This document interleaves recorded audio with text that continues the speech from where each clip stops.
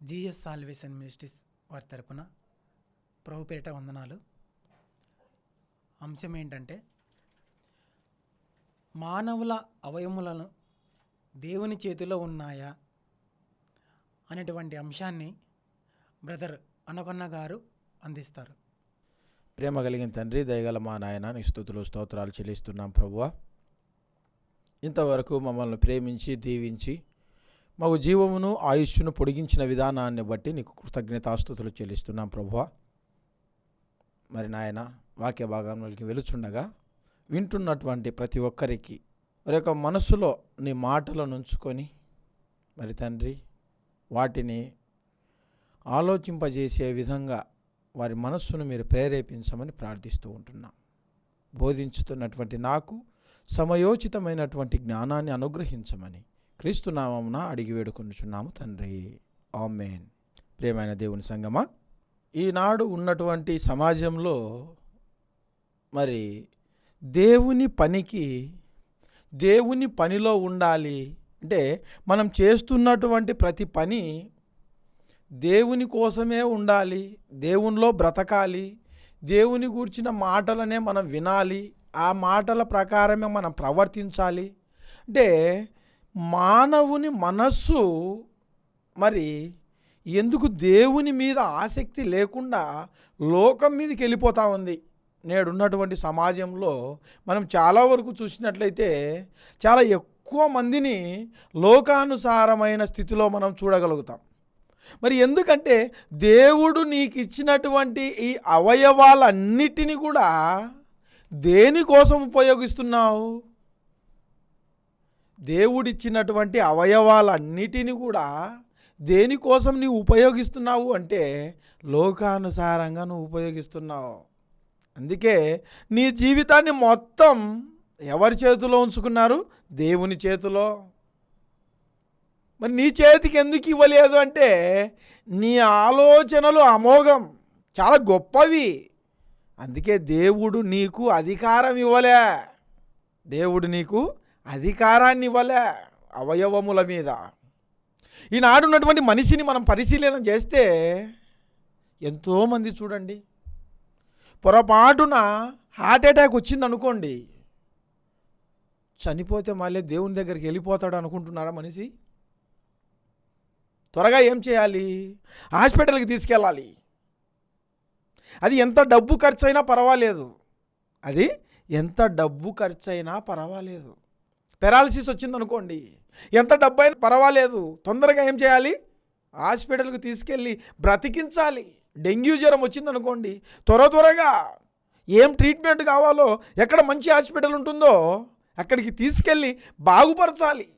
అంటే ఇవన్నీ ఎందుకు వస్తున్నాయి అని ఆలోచిస్తున్నాడా మనిషి? అంటే ఇవన్నీ ఎవరు రప్పిస్తున్నారు? అంటే ఇవన్నీ రావడానికి కారణం ఏంటి? వీటన్నిటిని బట్టి నువ్వు జాగ్రత్త పడుతున్నావా దేవుని దృష్టిలో? దేవుని కోసం అప్పటికైనా నువ్వు ఆలోచిస్తున్నావా? నీ పాపాలను నీవు కొనసాగిస్తున్నావే. మనం ఒక మాట చూసినట్లయితే కొరింథీయులకు రాసినటువంటి మొదటి పత్రిక 12వ అధ్యాయం 18వ వచనం, అయితే దేవుడు అవయవములలో ప్రతి దానిని తన చిత్త ప్రకారము శరీరములో ఉంచి ఉన్నాడు. ప్రతి దానిని తన చిత్త ప్రకారం.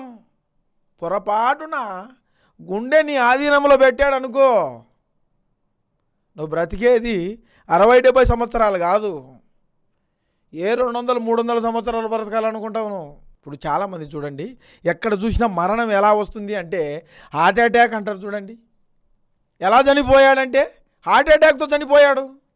ఈ హార్ట్ అటాక్ ఎలా వస్తుంది చెప్పండి? ఎందుకు వస్తుంది చెప్పు? ఈ కొన్ని మరణాలు చూసిన తర్వాత అయినా నీలో మార్పు వస్తుందా? అంటే కొన్ని మరణాలు చూసిన తర్వాత అయినా నీలో మార్పు ఎందుకు రాలేదు? ఎంతోమంది చనిపోతున్నారు, వీళ్ళు కూడా చనిపోతే పోనీ, వాళ్ళ తర్వాత మనం. కనీసం మనిషి ఆలోచించడం లేదు. ఈ లోకానికి వచ్చింది మొదలుకొని మనం ఎవరి కోసం బ్రతకాలి, ఎందుకు మనం ఈ లోకంలో పుట్టాం, నీకు ఈరోజు జీవమును ఆయుష్ను పొడిగించాడు దేవుడు అంటే నీతో ఇంకా ఏదో పని ఉంది. దేవునికి నీతో ఇంకా ఏదో పని ఉంది. ఆ పని కోసమే నిన్ను ఇక్కడ ఉంచి ఉన్నాడు.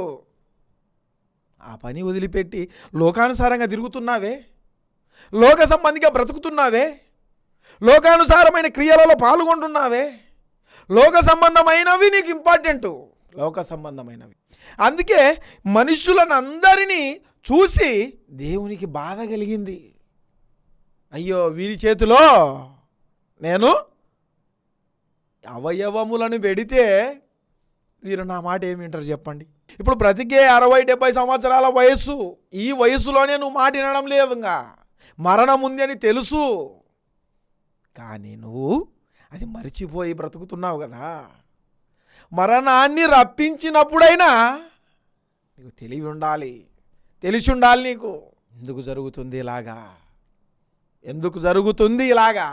చనిపోగానే చూడండి, అయ్యో నా కుటుంబానికే ఇంత శిక్షణ, అసలు దేవుడు ఉన్నాడా? అంటే నువ్వు బాగున్నప్పుడు దేవుడు అవసరం లేదా? అంటే నువ్వు నడుస్తున్నప్పుడు దేవుడు అవసరం లేదా? నువ్వు ఆనందంగా ఉన్నప్పుడు దేవుడు అవసరం లేదా? అసలు దేవుడు గుర్తుకొస్తున్నాడా నీకు? నీ ఆనందాలలో దేవుని గుర్తు తెచ్చుకుంటున్నావా? నా కుటుంబంలోనే ఇంత విషాదం అంటే నీ కుటుంబం సంతోషంలో ఉన్నప్పుడు దేవుని ఎప్పుడైనా గుర్తు పెట్టుకున్నావా నువ్వు? ఏనాడైనా దేవుని గూర్చి ఎవరైనా ప్రార్థించారా ఒక్కరోజైనా? నేను బాగుండాలి, నా కుటుంబం బాగుండాలి, నా పిల్లలు బాగుండాలి, ఆరోగ్యాన్ని అందరికి ఇవ్వాలి అంటే దేవుడు నీ కోసం ఎంత ఏడుస్తున్నాడు, అది ఆలోచించావా? ఈ లోకంలోనికి వచ్చిన తర్వాత నువ్వు చెడిపోతావేమో, పడిపోతావేమో, నా కుమారునిగా కుమార్తెగా కాకుండా ఎలాగ లోకానుసారమైన స్థితిలో తిరుగుతావేమో. రే, దేవునికి బాధ ఉండదా? కన్న తండ్రికి బాధ ఉండదా? ఈ లోకంలో బ్రతికి 60-70 సంవత్సరాల వ్యవధిలో నువ్వే ఇంత బాధపడుతున్నావే, నా పిల్లలు చెడిపోతున్నారు, చెడు అలవాట్లకు లోనవుతున్నారు, పిల్లలు చెడు అలవాట్లకు బానిసలైనప్పుడైనా నువ్వు ఆలోచించాలి కదా. భయభక్తులు ఎవరిలో ఉంటాయని ఆలోచించాలి కదా. ఎందుకంటే నేటి సమాజం ఎందుకు భయభక్తులు లేకుండా బ్రతుకుతున్నారంటే, ఒక్కరు ముద్దు ఇద్దరు వద్దు. ఎవరైనా ఏమన్నా అంటే ఏం చెప్తారు? నాకుండేది ఒక కొడుకమ్మ, లేకపోతే నాకుండేది ఒక కుమార్తె. వాళ్ళని ఎవరన్నా ఏమన్నా అంటే నేను చూస్తూ ఊరుకుంటానా? స్కూల్లో టీచర్ల భయం ఉండదు, ఇంట్లో పెద్దల భయము, తల్లిదండ్రుల భయము ఉండదు, సమాజంలో పెద్దల భయం ఉండదు. పెద్దలు ఎవరైనా తప్పు చేస్తూ, పిల్లలు ఎవరైనా తప్పు చేస్తుంటే పెద్దవాళ్ళు ఎవరైనా దండించారనుకో, ఇంట్లో మా అమ్మ నాన్ననే మాతో గట్టిగా చెప్పలేకుండారు, మీరెవరు నాకు చెప్పడానికి. ఇక మనం కూడా స్కూల్లో టీచర్లు కొట్టినారనుకో, చక్కగా స్కూల్లో సార్ దగ్గరికి కానీ మేడం దగ్గర కానీ వెళ్ళిపోతాం. మా పిల్లోడే తప్పు చేశాడా, మా పిల్లోనే ఎందుకు కొట్టావని. వాళ్ళు కూడా ఎందుకు కొడతారండి, వదిలేస్తారు. అందుకే సమాజంలో భ్రష్టత్వం పెరిగిపోతుంది. సమాజం బాగుండాలి అంటే క్రమశిక్షణ ఎక్కడుంటుంది? దేవుని దగ్గర ఉంటుంది. దేవునిలో నడిపించి మొట్టమొదటిగా తల్లిదండ్రులను ఎలా గౌరవించాలి, ఊర్లో ఉన్న పెద్దలను ఎలా గౌరవించాలి అన్నీ కూడా అర్థమైతే పిల్లలకు. అందుకే మీరు గద్దించలేదు కాబట్టే వీరు నా గద్దింపుకు లోబడరు అని తాను చేసినటువంటి అవయవములన్నిటినీ కూడా తన ఆధీనంలో పెట్టుకున్నాడు. ఒక్క నిమిషం నేను ఈ భూమి మీద లేకుండా చేయాలి అంటే గుండె ఒక్క క్షణంలో ఆగిపోతుంది. లివరు పాడు చేయాలంటే ఒక క్షణం, కిడ్నీ పాడు చేయాలంటే ఒక క్షణం, లివర్ పాడు చేయాలంటే ఒక క్షణం, ఈ ఊపిరితిత్తులు పాడు చేయాలంటే ఒక క్షణం. అంటే మొత్తము కూడా ఎవరి ఆధీనంలో ఉంది? దేవుని ఆధీనంలో. మెదడు కానివ్వండి, నోరు కానివ్వండి, కళ్ళు కానివ్వండి, కిడ్నీలు కానివ్వండి, హార్ట్ కానివ్వండి, ప్రతిదీ ఆయన ఆధీనంలో పెట్టుకున్నాడు. ఎందుకంటే మనుషులు వ్యర్థులు, వేస్ట్, పనికిరారు. లోకం ఆశలు, లోకంలో ఈ ఆశలకు లోబడతారు అని ఆయనకు అర్థమయ్యే వద్దునైనా ఇళ్లకు ఏది ఇచ్చినా కానీ వేస్ట్, వ్యర్థం. ఒక మాట అన్నాడు, ఇంకో మాట ఎఫెసీయులకు రాసిన పత్రిక 2వ అధ్యాయం 10వ వచనం. ఎఫెసీయులకు రాసిన పత్రిక 2వ అధ్యాయం వాటి యందు మనము నడుచుకొనవలెనని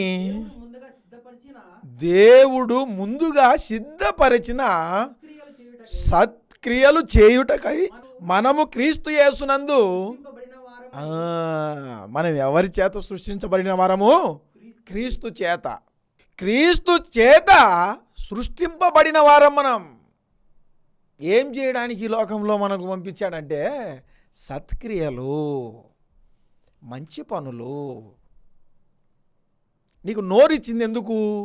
వాక్యం చదవడానికి, దేవుని పాటలు పాడడానికి, దేవుని వాక్యం బోధించడానికి, నీ ఇష్టానుసారంగా మాట్లాడడానికి కాదు. నీ కళ్ళిచ్చింది ఎందుకు? దేవుని వాక్యం చదవడానికి, దేవుని వాక్యం బోధించడానికి. ఇవన్నీ మరిచిపోయి లోకంలో ఉన్న అందాలను చూస్తూ నీ ఇష్టానుసారంగా బ్రతుకుతున్నావే.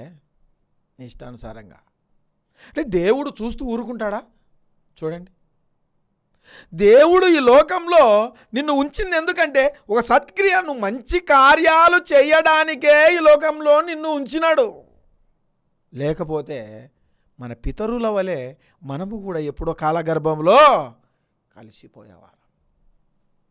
మన పితరులు ఎంతోమంది చనిపోయారు, మనకన్నా పెద్దవారు ఎంతోమంది చనిపోయారు. కానీ మనం ఇంకా బ్రతికే ఉన్నామంటే మన అవయవములతో ఇంకా దేవునికి ఏదో పని ఉంది. మన అవయవములతో చేయాల్సిన పని దండిగా ఉంది దేవునికి. అందుకే మనల్ని ఇంకా జీవముతో ఉంచినాడు, మనల్ని ఇంకా ప్రాణంతో పెట్టాడు. మనం ఎక్కడికి వెళ్ళినా దేవుని యొక్క కృప వెంటే ఉంది.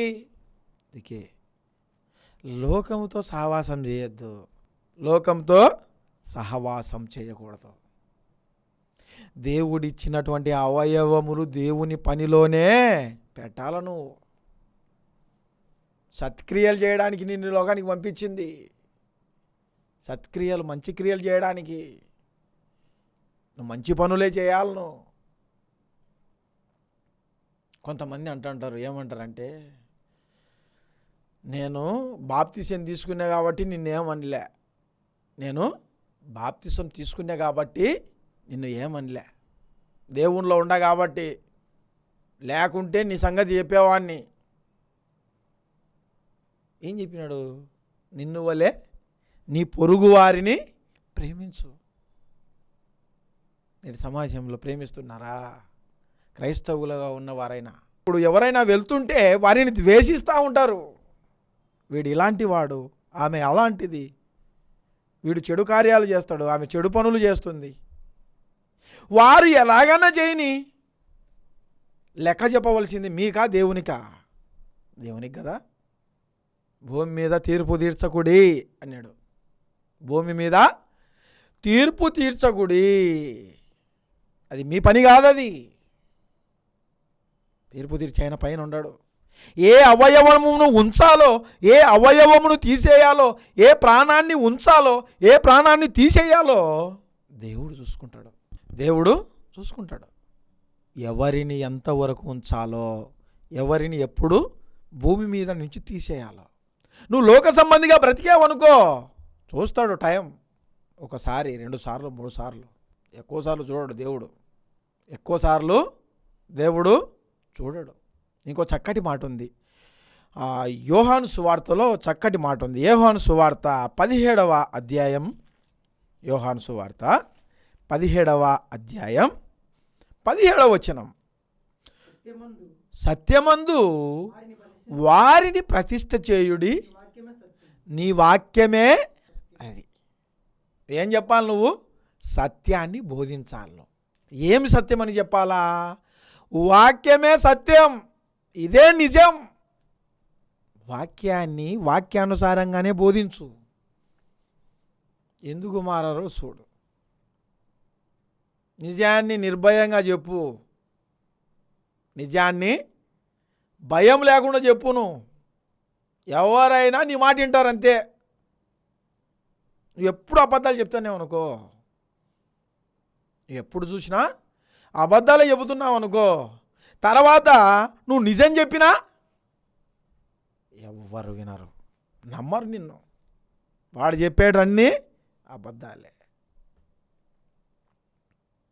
అబద్ధికుడిగా ఎందుకుంటావు నువ్వు? సత్యాన్ని సరిగా విభజించేవానిగా ఉండు, సత్యమైన వాక్యాన్ని చెప్పేవానిగా ఉండు. సత్యాన్ని నువ్వు ప్రజల ముందుకు తీసుకుపోయి ప్రచురించేవానిగా ఉండు. గొప్పగా ఉంటుంది నీ జీవితం. యేసుక్రీస్తు వారు ఎక్కడ పోయినా ఏం చేసినా కానీ నిజమే చెప్పేవాడు. కానీ విన్నటువంటి వారు ఎలా విమర్శించేవారు చెప్పండి? విమర్శించినా నన్ను విమర్శిస్తున్నాడని బాధపడ్డా? బాధపడ్డా. ఎందుకంటే నా అవయవాలు ఎవరి కోసం పనిచేస్తున్నాయి? దేవుని కోసం. ఒక పౌలు చూడండి, నా మటుకు బ్రతుకుట క్రీస్తే, చావైతే నాకు లాభము మేలు, నేను చనిపోవడము మేలు. ఎందుకంటే క్రీస్తు పనిలో ఉన్నా, క్రీస్తు కోసం నేను మరణిస్తున్నా. నాకు ఇది చాలు. గొప్ప అవకాశం, గొప్ప భాగ్యం దేవునిలో ఉండడం, దేవుని కోసం మరణించడం. ఆడున్నటువంటి సమాజంలో మన అవయవములన్నిటిని కూడా ఆయన ఆధీనంలో ఎందుకు ఉంచుకున్నాడంటే, నువ్వు దేవుని మాట వినకుండా పోతున్నావు, దేవునికి లోబడకుండా పోతున్నావు. దేవుని మాట వినక లోక సంబంధిగా నువ్వు బ్రతుకుతాండావు. దేవునికి కూడా బాధ కలిగింది. ఇంకో మాట చూసినట్లయితే, ఆది కాండంలో చూసినట్లయితే, ఆది కాండము 6వ అధ్యాయము 5వ వచనం 6వ వచనం, నరుల చెడుతనము భూమి మీద గొప్పదనియు వారి యొక్క హృదయములోని తలంపులన్నీ ఊహ అంతయు ఎల్లప్పుడూ కేవలం ఎలాంటిది అంటే చెడ్డది. నువ్వు ఆలోచించే ప్రతి ఆలోచన చెడ్డది, నువ్వు ఆలోచించే ప్రతి మాట చెడ్డది, నువ్వు మాట్లాడాలనుకున్న ప్రతి మాట చెడ్డది, నువ్వు వెళ్ళాలనుకున్న ప్రతి త్రోవ చెడ్డది. దేవుని గురించి ఆలోచించలేను. దేవుని గురించి ఆలోచిస్తే యోబు గారు ఏమన్నారంటే, నా అడుగుల లెక్క ఆయనకు తెలియజేస్తా, ఆయన ఎదుట రాజులాగా నిలబడతా నేను అన్నాడు యోబు. అంత గొప్పగా ఉండవా నువ్వు? అంత గొప్పగా బ్రతుకుతుండవా? యోబు గారి గురించి సాక్ష్యం ఎవరు చెప్పినారు? దేవుడే చెప్పినాడు. యోబు లాంటి మనుష్యుడు భూమి మీద లేడు. యథార్థవంతుడు, న్యాయవంతుడు, సత్యవంతుడు, అన్నిటిని మించి దేవుని యందు భయభక్తులు కలిగి జీవించినవాడు. యోబు గారి గురించి గొప్ప సాక్ష్యం దేవుడే చెప్పినాడు. నువ్వు నేను చెప్పేది ఏముంది చెప్పండి? మనకేం సాక్ష్యం ఉంది? మనతో ఇప్పుడు మాట్లాడిన మనిషి మన దగ్గర నుంచి పక్కకు పోగానే ఈయన ఎలాంటి వాడు, ఆయన అలాంటి వాడు, ఈయన నీతులు చెబితే మనము వినాలా అంటున్నావే. నీ కంటిలో దూలం ఉంది కానీ అది చూసుకోరు, ఎదుటి వాని కంటిలో నలుసు మాత్రమే కనిపిస్తుంది. దేవుళ్ళు నువ్వు గొప్పగా ఉండాలి అంటే నీ అవయవములన్నిటినీ కూడా ఎవరికి అప్పగించాలా? దేవుని పని, దేవుని పనిలో. ఇంకో చక్కటి మాట ఉంది, కీర్తనల గ్రంథం 89వ కీర్తన 48వ వచనం, మరణమును చూడక బ్రతికే నరుడు ఎవరు? పాతాళము యొక్క వశము కాకుండా తనను తాను తప్పించుకునేవాడెవడు చెప్పండి? మరణము రుచి చూడకుండా బ్రతికే నరుడు ఎవడైనా ఉన్నాడా? ఎవ్వడు లేడు. ఈ లోకంలో నీ అవయవములన్నిటిని కూడా దేవుని పనిలో పెట్టు. నీకు మరణం ఏదో ఒక రోజు అయితే వస్తుంది ఖచ్చితంగా. నువ్వైతే ఈ లోకాన్ని వదిలిపెట్టాలి. ఈ లోకాన్ని నువ్వు వదిలిపెట్టడం ఖాయం, కన్ఫామ్. అదేమో బ్రతికి ఉన్నన్నాళ్ళు నీ కళ్ళను కానివ్వండి, మీ నోరును కానివ్వండి, మీ చేతులు కానివ్వండి, మీ పాదాలు కానివ్వండి, మీ అవయవాలు అన్నిటిని కూడా ఎవరిలో పెట్టాలి? దేవుని పనిలో. దేవుని పనిలో పెట్టండి. మీ కుటుంబం గొప్పగా ఉంటుంది, మీ ఆలోచనలు గొప్పగా ఉంటాయి, మీ స్థితిగతులు గొప్పగా ఉంటాయి. మీరు ఆలోచించే ప్రతి ఆలోచన చాలా గొప్పగా ఉంటుంది. అందుకే మరణము రుచి చూడకుండా ఉండేవాడు ఎవరైనా ఉన్నారంటే ఎవరు లేరు. భూమి మీద మరణము రుచి చూడకుండా నాకు మరణమే లేదు అనే మనిషి ఎవరు లేరు, ఎవరు లేరు. అందుకే యేసుక్రీస్తు ప్రభువు మనకు మాదిరిగా ఉన్నాడు. కొదువగా ఉంటే ఆయన పెట్టినటువంటి, ఆయన పడినటువంటి బాధలు కానివ్వండి, ఆయన పెట్టినటువంటి ప్రాణం దాని విలువ కానివ్వండి, మనం తగ్గించేలాగా ఉండకూడదు. వాటికి మనం మాదిరికరంగా మన శరీరాన్ని దేవుని యొక్క సువార్తకు అప్పగించాలా. గొప్పగా ఉంటుంది మన బ్రతుకు, మన ఆలోచన గొప్పగా ఉంటుంది, మన స్థితిగతులు గొప్పగా ఉంటాయి. మన ప్రతిదీ మనం జీవిస్తున్నటువంటి జీవితానికి ఒక అర్థము పరమార్థం అనేది ఉంటుంది.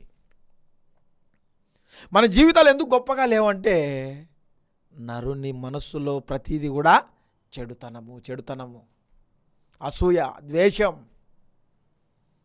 ఇవన్నీ ఉన్నప్పుడు నువ్వు ఎలా బాగుంటావు చెప్పు.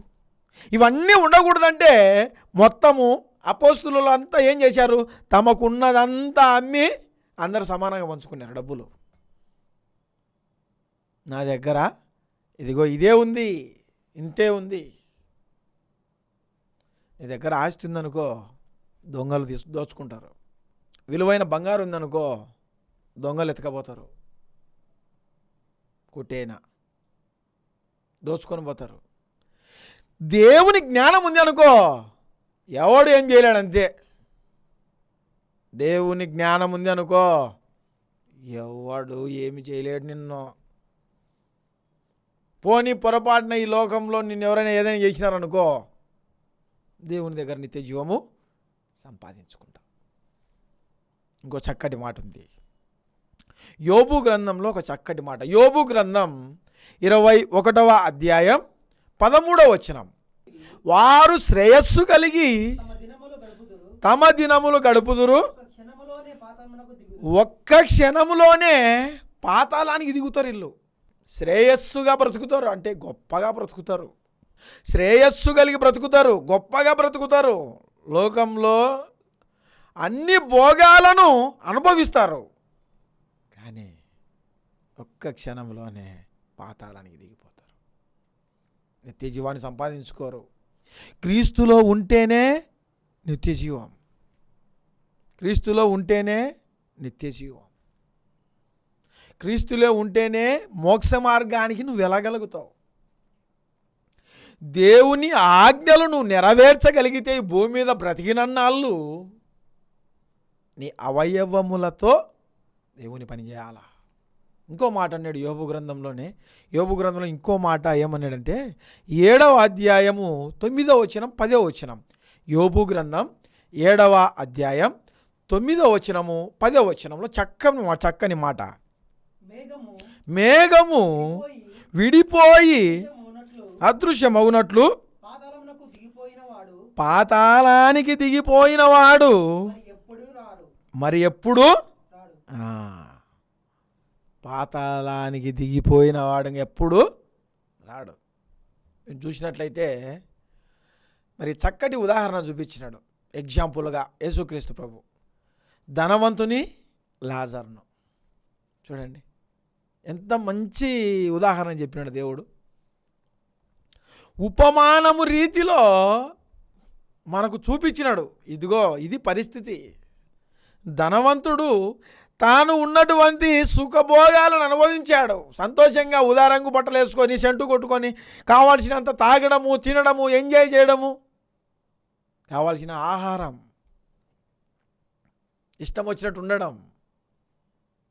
అనేక మంది స్నేహితులు చెడగొట్టేవారు, పడగొట్టేవారు.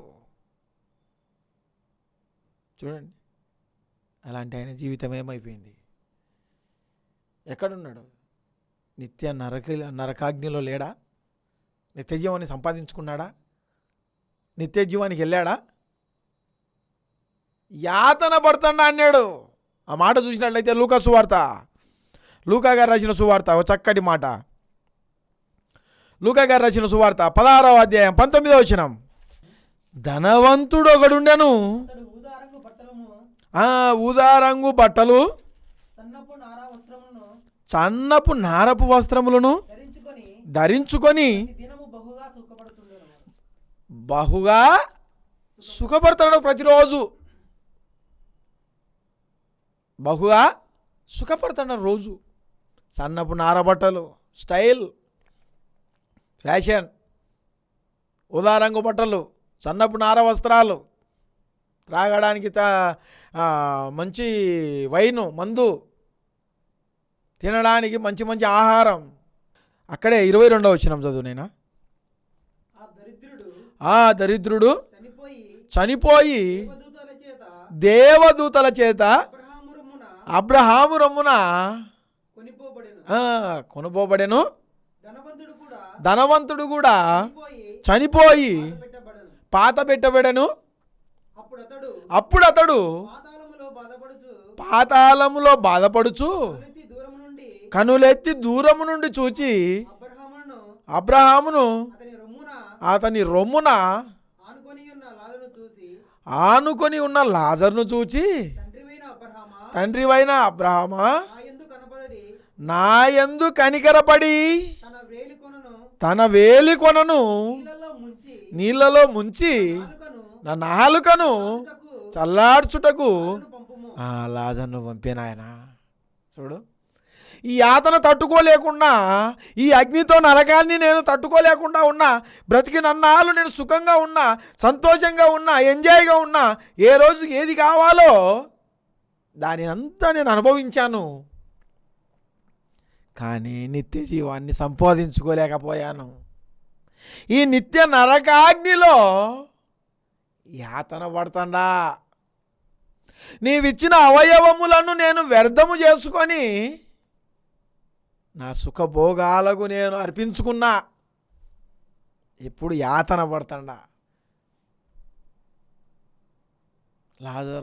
లాజర్ను చూచి లాజర్ను నువ్వు పంపించి తన వేలి కొనను నీళ్ళలో ముంచి, ఒక చుక్క వేయమంటున్నాడు. నీళ్ళు వేలి కొన ముంచి ఇట లేపితే ఎక్కడుంటాయండి నీళ్ళు? ఉంటాయా? అలాంటి దుస్థితి తెచ్చుకోవద్దు ఎవరు కూడా. జ్ఞాపకం చేసుకోండి ఒకసారి. ధనవంతుని లాజర్ను జ్ఞాపకం చేసుకుంటే మన జీవితం ఎలా ఉండాలనేది మీకే అర్థమవుతుంది. ఎన్నోసార్లు చదువుతుంటాం వాక్యాన్ని. కొద్ది మాటలు దీవించండి, ప్రార్థించుకుందాం. తలలోంచండి. ప్రేమ కలిగిన తండ్రి, దయగల మా నాయన, స్తుతులు స్తోత్రాలు చెల్లిస్తున్నాం ప్రభువా. ఇంతవరకు నీ మాటలు విన్నారు నీ బిడ్డలు. మరి ప్రభువా, నీవిచ్చిన అవయవములతో ప్రతి ఒక్కరు కూడా నీ పనిలో పాలి భాగస్థులుగా మరి తండ్రి నీ కోసం కష్టపడి ప్రయాసపడి ఈ లోకంలో సువార్త భారాన్ని మోసే బిడలుగా ప్రతి ఒక్కరికి మీరు మంచి జ్ఞానాన్ని అనుగ్రహించమని ప్రార్థిస్తూ ఉంటున్నాం.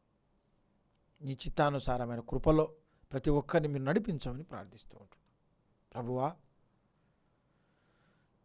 మరి సంఘంలో ప్రభువా అనేక కుటుంబాలు మరి ప్రభువా, ప్రతి సంఘంలో ప్రతి కుటుంబాన్ని మీరు ఆశీర్వదించండి, దీవించండి. మీ పరలోక సంబంధమైన ప్రతి దీవెన మీరు కుమ్మరించమని ప్రార్థిస్తూ ఉంటున్నాం. మరి ప్రభువా, లోక సంబంధమైనటువంటి ఆలోచనలు లేకుండా పరలోక సంబంధంగా జీవించే కృప ప్రతి ఒక్కరికి మీరు అనుగ్రహించమని ప్రార్థిస్తుంటున్నాం. మరి ప్రభువా, నీ చిత్తాన్ని మాత్రమే నెరవేర్చేటట్టుగా మరి తండ్రి ప్రతి ఒక్కరి హృదయంలో నీ వాక్యాన్ని భద్రపరచమని క్రీస్తు నామమున అడిగి వేడుకొంటున్నాము తండ్రి. ఆమేన్.